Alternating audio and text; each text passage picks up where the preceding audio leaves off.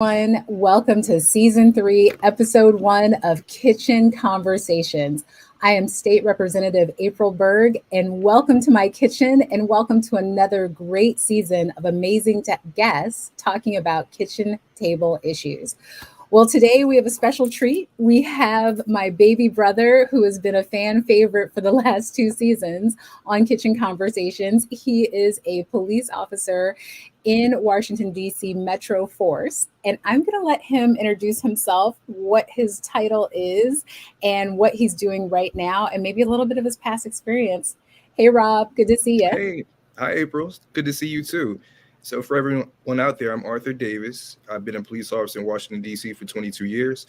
I also have experience in the military, in the Air Force, and the Army. And I'm very happy to be here. In the department, I've worked in various areas, many different districts, many different divisions, intelligence, at the academy. I've worked in Northeast, Southeast, Northwest, all over D.C. I'm very happy to be here. Thank you so much. And of course, I call you Rob. I know I know Arthur Davis is the formal one. And so when folks look at our shows, they say, how come it's like that's the big sister privilege I'm exercising in this Absolutely. movement? Absolutely. And I'm glad you mentioned just your role in the department and what you've been doing, because I remember 2 years ago when we started having these conversations about policing while Black, it was during that George Floyd moment. And it's been 2 years since George Floyd was murdered, and we've been online encouraging this ongoing dialogue about policing in America because of that tragedy. And so I just want to start from there, and just what's your perspective, and how is the culture inside police departments different today than it was in June of 2020? Well, there are a lot of differences between now and then. The first thing that came up was policy because the officer involved with George Floyd cited a policy that he learned in which they could use certain types of neck restraints. Mm. So my department and departments across the country moved quickly, and governments actually moved very quickly to change those policies and to get neck restraints under control, so to speak. My particular department and my city government outlaw them altogether. And even if you touch someone's neck, it could be construed as a neck restraint, and they actually made it a crime. So I think that's going a long way into dissuading police officers from using those type of tactics because we see they can have tragic results. George Floyd and the protests after that, even the protests after Mike Brown, they have really, really changed the police department in that we treat protesters differently. We treat critical incidents differently. My department is very, very good at it. We see protests every day in the city, so we're very, very well versed in how to handle those things. And I think departments across the nation are taking notice and changing their policy on how to handle First Amendment activities. Yeah, no, and I'm glad you mentioned that, because in our state too, and in the other Washington, we had a lot of policy changes as a result of that summer of the summer of racial reckoning. And one thing that I hear, maybe you hear in your department, is, well, we change these policies for police accountability and to keep folks safe when they're interacting with police, but has that affected, and is that negatively affecting public safety? And so, it's to a certain extent been conflated, right? This whole conversation around policing policy and public safety, and are we less safe? And I guess part of, my next question is, there was that mantra that unfortunately caught on, which was defund the police. And it's not something I've ever said, ever would say. I don't believe in it. But that was just this catchy tagline that was, I think, trying to get to something deeper. And as you talked about those policy changes, that's what I feel like the vein of what folks wanted, right? Was to have policy changes. And there were so many responsibilities put upon the police. Things like mental health issues and things like social services. So I guess as we are entering into this next phase of a public debate around police reform, I guess, what are we getting right? What are we getting wrong? And are there still too many things being funneled to police officers in the field that maybe should go to more different types of crisis responders? Absolutely. When they talk about defunding the police, like you said, it doesn't mean getting rid of the police or taking away all our money for resources. It Mhm. just means, and like you said, we have to have the police doing actual law enforcement duties. Now, we're trained in critical incidents. We're trained how to handle mental health consumers and all types of different things, but we're not always the best people to handle Mhm. those situations because we're also trained for deadly force and uses of force also. So I believe that if you redirected some of those funds to social services that can directly impact people, like crisis intervention Mhm. teams and different things like that, I think that money will be better spent. You obviously, I don't want to defund the police Yeah. either, but we have to. If the police are have too many jobs, then we can't be great at one job, and we need to be great at law enforcement. We don't have any room for error. We don't have any room, any alibis, any mulligans. We have to get it right the first time, and when we don't, things can go tragically wrong. And thank you for that, because I think that's a perspective a lot of folks don't understand, right? So if you're in a job and if the biggest thing and the worst mistake you can make in your job is giving somebody the wrong type of milk, right? And versus in your role as a police officer, you don't get mulligans. You have to get it right every single day, and I don't think that's a perspective a lot of us understand who aren't in your world. So thank you for that. I think the other piece of it too is, with defunding the police, it's for me as a policymaker, I'm giving more money to police departments so they can do and bring in those folks that you talked about. And so have you seen that be helpful where it's police departments are getting additional funding so they can have crisis responders and mental health professionals embedded? And so it's almost, I guess, are you seeing that where you are? And is that something that you would advocate for? Yes, I'm seeing it where I am. The mayor's department actually took control of that and had violence interrupters Mm-hmm. deployed to the communities in which were prone to violence. Mm-hmm. And they don't have a law enforcement function. They're just there trying to keep the peace, trying to resolve disputes, and do things outside of the realm of law enforcement. But sure, I could see other police departments bringing in civilian workers to do that same type of job. It's just we're going about it a little differently than that. But yeah, I can really see that helping out the situation because the less um, guns you have in the situation is usually a better outcome.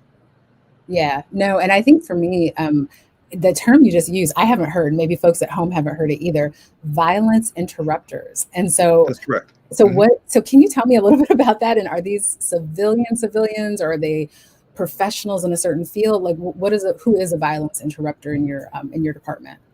Okay, so they work out of the mayor's office and they're trained to interact with the community in ways that we're not. The mayor hires people from the community and she Got uses it. them to respond to disputes, to quell differences. I don't believe that they're professionals as far as psychologists or social workers, but they're more like community members that have a stake in their community and want to help Mhm. out in their community. I believe in the future, the plan is to bring in actual licensed professionals to do that job also. Got it. I love that. And I love that I'm learning, right, about it as a policymaker, what other cities are doing in terms of decreasing violence and having community members, like you said, with a stake in it, actually doing some of that work. Um, so I kind of want to move into an area that we've talked about personally, and I know January 6th, that day I remember texting you that day Hmm. with my family hat on, saying, "Hey, stuff is going down. How's it going?" And I remember you texting me back saying it was your day off, right? Because it was your day off, and you were like, "Listen, it's a day off." And so I'm like, "Okay, I'm a few thousand miles away." But the next text I got from you was that it no longer was your day off, and so Correct. I gotta ask you, you've spent your career as a police officer in DC. You were there on January 6th. What do you remember about that day? And when did you and your colleagues realize how serious a situation it was? And I guess just the add-on question is, what did it feel like to have to go back on duty? So just kind of, summarizing that for me and the folks at home would be great. Yeah, absolutely. So I believe that day, I got a text from you. I got a text from my mother, and that's when I turned on the news. And by the time when I saw what was going on, I realized, okay, well, we have to go to work because I was in charge of a civil disturbance unit platoon, and that's 28 officers, 4 sergeants, and myself. So I immediately called all the troops. We gathered up and headed down to the Capitol. By the time we got there, unfortunately, the breach had already occurred, and the crowds were still very much enraged and still all over the front lawn, hanging off the scale, the construction that was going on. They were hanging off that, and police officers were everywhere, suffering from injuries and bear spray and all types of craziness going on. The unfortunate part for me was we didn't have clear direction, because you basically have a riot at that point. So the police officers that were inside couldn't communicate to the ones outside. It was very, very confusing. It was scary. It was probably my scariest day on the job in 22 years. I felt I had a responsibility for the people I was in command of. I had a responsibility to the people inside the Capitol that they were trying to assault.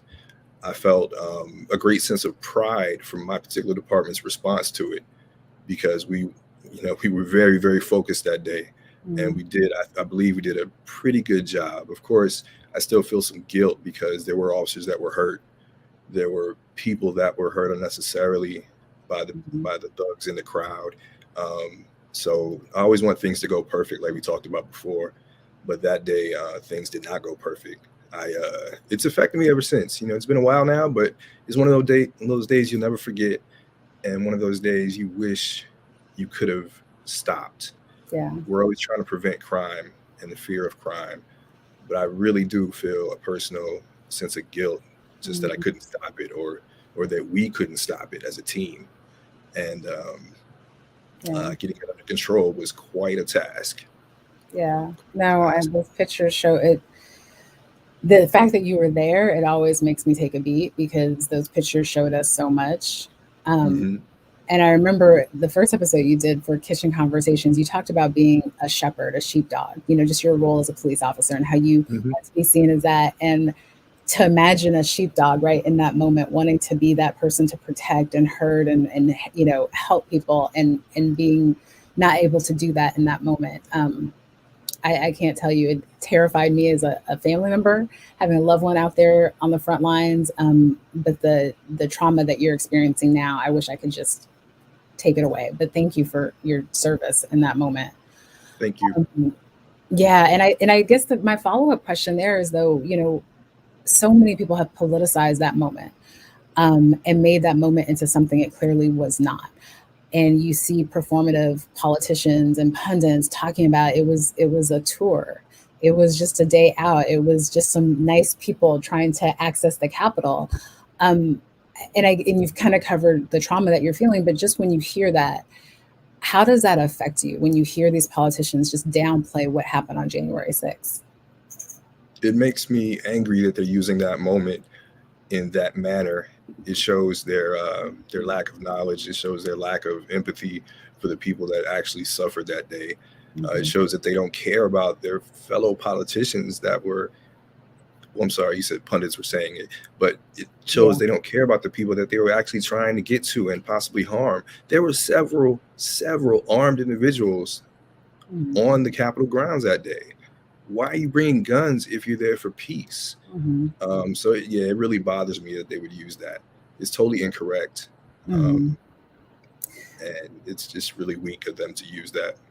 Yeah, no. And one of the reasons why I asked that question is it's hard to even say similar at this point, because I never want to downplay what's happened, but we had a moment of domestic terrorism, and that's what I call January 6th, domestic terrorism. But we had a moment like that in our downtown area, our cute little downtown Snohomish area, which is a small suburban part of my district that had vigilantes come and take over that place with long guns and AR-15s, and they were trying to protect people, which they weren't. And the takeaway from that moment that made me really go back there on January 6th was that how people saw it. So people like myself and a lot of our young folks in the community, some of which who were beaten on that day, they saw it as what it was: domestic terrorism. Fearful, afraid. It was folks were drinking with guns, and it was just a melee. But now when we talk about it a couple of years later, certain politicians say there was nothing there. It was just a bunch of people having fun. And so I feel like there's a way, and I don't know why it is, of folks looking at issues and situations of literal physical domestic terrorism in our nation's capital, in our city streets, and saying that that's okay. And so, um, I guess my next question would just be that, has that conversation, are we broken? Like, from your vantage point, do you feel like we're kind of broken because we can't even have a conversation where you're talking about long guns and armed people and terrorizing community members? We can't even have that conversation as a nation about things we've seen with our own eyes. But do you feel like we're broken in this moment? Absolutely. Absolutely. When people need to feel the need to take up arms to prove a point or to protest or to make their point, that Mhm. means something is definitely wrong, because that's not going to solve anything. It's only going to cause more violence. Yeah. And yeah, I think we are broken, and I hope people like you can help us fix it. That's what I'm hoping too. I have to laugh to keep from crying, right? I think Absolutely. that's one of those human natures where you have to dig in. And but I will say, from my vantage point, this is a wake up call. January 6th was a wake up call. May, which is the month that the domestic terrorism took place in our downtown Snohomish, that was a wake up call. Um, and I think I'm hoping that we don't need more wake up calls. That's just one of Me too. the things I think, yeah, we both can agree on that. And it kind of brings us to another issue, which I wasn't even planning on bringing up during our conversation today, but we've had so many tragic mass shootings in our nation, and specifically in our nation's schools. And, you know, I've got nieces and nephews who are school age. You've got nieces and nephews who are school age, right? We're Hmm. we're family folks, and I guess it feels like there's we want to do everything, but we're doing nothing, right, to really help with the prevalence of gun violence. As policymakers, I want to do more, but of course we're hampered at different points. So we've got active shooter drills, we've got armed teachers, we've got security guards, who maybe are responding in a certain way, maybe not. And I guess from your perspective, what do you think needs to change to address really this core problem we have, of violent and unstable individuals, a lot of them between the ages of 18 and 21, who get their hands on these weapons of war? Like, what do you think needs to happen with that situation in these scenarios that we're seeing? Well, it's a tough question. We've been struggling with that for years now, and I think that stricter gun laws are definitely on the table for me. Hmm. I purchased a gun recently, and it took about a month for the whole process to go through. But Hmm. if I was a violent person, or if I was unstable, then maybe that month is exactly what was needed Hmm. to Hmm. prevent me from going out and doing something. There's no way you can tell me an 18-year-old should have access to multiple assault weapons, because that's what they are. They're assault Hmm. weapons, Hmm. thousands of rounds of ammunition, and no one say anything. No one put up a red flag, or give a tip and say, hey, you might want to check this person out. We Hmm. have to have people stepping up, people in the gun stores. I know they're your patrons, but if it can prevent this type of violence, you have to say something. Yeah, And yeah, it's a tough question though. I it's would really hard. love to be able to solve that also. Because I Well, mean, like you yeah. said, we're family people. We want to protect our children. That's our main job for Hmm. 21 years, is to protect those young folks. And if we can't do that, then we're really failing as a country. And that's, I feel that as a policymaker, as a parent, we want to do more with common sense gun reform. But okay, so tell me more about this though, because you just said you purchased a gun, but it took you a month, and you are 22 years on, in the service. You are a police officer. You served, in some of the most, and I used to think of your military service of you serving in conflict zones, but now I think of January 6th, right? You served in this huge Right. conflict zone, and it took you a month because of what I'm assuming gun restrictions, right? Background checks and things like that. Is that, I mean, do you feel like in that month were your Second Amendment rights less because you had to wait a month for that gun? No, no, I was definitely in the process of exercising my rights, and it took up an appropriate amount of time to me. So Funny story, if I hadn't had a military ID, it would have taken longer than a month to get Oh, a interesting. handgun. In this particular state, if you have a military ID, you don't need a handgun qualification license, which is just saying that you've been trained on how to handle a gun. Mhm. Um, so yeah, it could have taken longer, but I feel like it was a very appropriate amount of time. They're not toys. They're not things that, can be taken lightly. Yeah. So having additional background checks, having longer processes, having mental health evaluations. I mean, I don't see anything wrong with that, because people going through things, mental health things, should not Mhm. have access to guns. Yeah. It's just fair in our society, in my opinion. Yeah. Well, it's for their safety too. It's it's folks make rash decisions when you're in a crisis situation, and you don't want those rash decisions to affect, not just them, but of course the community. Absolutely. Well, thank you. That's kind of like a little bonus track, because I think when we talk through Second Amendment, common sense gun reform, and you start talking about things like background checks and waiting periods, it just folks tense up, and it's good to hear from you as a law enforcement agent, a gun owner, that did not hamper your Second Amendment rights, and you're still able to get that gun a month later once they verified that you were responsible enough to have that firearm. So thank you. Absolutely. Well, and that kind of brings me to the last question here, and where I want to land my plane on season three. This season, I want to talk about progress and policy, because I feel as a nation, as a state, as a city, we've made a lot of progress, but it's because of really good policy. And Rob, you hit on some good ones today, just about some of the differences in the laws between states, how folks can access firearms, but also how folks in different police departments are dealing with violence in communities. So, are there any other policy prescriptions you can think of that would lead us towards more progress in combating domestic terrorism and mass violence, mass shootings? Well, the laws that we have on the books, as far as after the crime occurs, are fine. But we need more policies that address the pre-violent stage, or identifying violent persons, or potential violent persons. So if I have to put something on my license plate that says I'm a gun owner, and just so the police know when they approach my vehicle, if they happen to pull me over, things like that. But policies need to be made, just to make the violence less prevalent.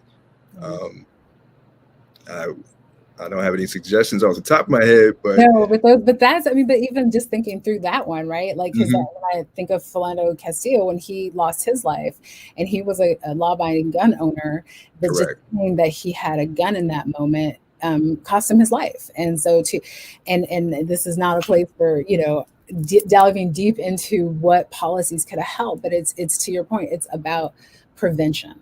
And so policies around prevention, I think, are where we need to wrap our head around, because after the fact really is too late. Absolutely, I Yeah. agree. Thank you so much for this conversation, Rob. I always like talking to you, especially about policing. And thank you for just being open and sharing your moments from January 6th, because that, I know it helped me, and I hope it helped a lot of folks at home too.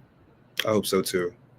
Thank you. Thank you. Well, I'm going to say we're going to have to do this again next year. So Absolutely. back in Absolutely. the kitchen. Awesome. Well, thank you. And thank you to everyone at home for our first episode of season three of Kitchen Conversation. It is an absolute honor and pleasure to be back in your homes every month to talk about kitchen table issues that are important to you and your family. Have a great rest of your day, everyone.